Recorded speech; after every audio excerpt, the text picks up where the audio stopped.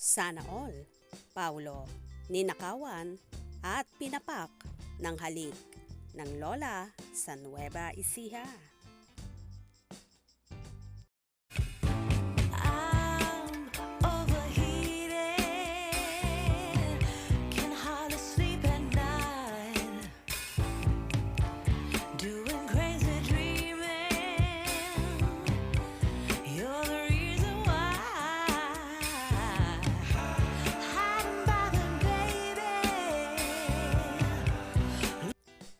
OMG, talaga namang dinumog at pinagkaguluhan nga sa Talavera, Nueva Ecija ang kapamilya aktor na si Paulo Avellino, kung saan nagkaroon siya ng show doon para sa Dinarayat Festival.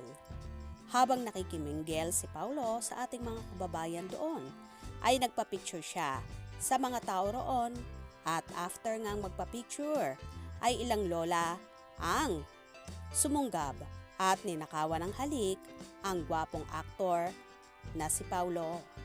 Mapapasana all ka na lang talaga. Wala namang reaction si Paulo bagkos tumawa lang siya sa naturang ginawang yon ng lola.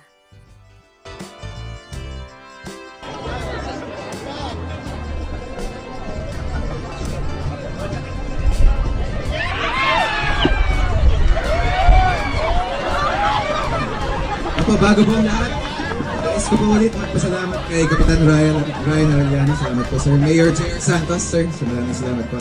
Kay Ma'am Joan Bautista, ma'am, salamat po. At kay Boss Brando Bautista, sir. Salamat, maraming salamat po. Ubus na yung kanta ko.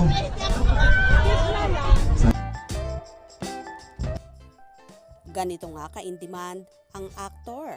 Kaya naman kahit nga sa mga probinsya ay inaabangan at dinudumog siya. Game na game din naman ang binata at hindi rin niya alintana ang init, ang sikip ng lugar sa dami ng tao. Bagkos masaya ang aktor na napaligaya at napasaya niya ang ating mga kababayan sa Nueva Ecija. Well, sino nga bang hindi manggigigil sa isang Paulo Avellino? Bukod sa super gwapo, abay, napakalakas pa ng sex appeal.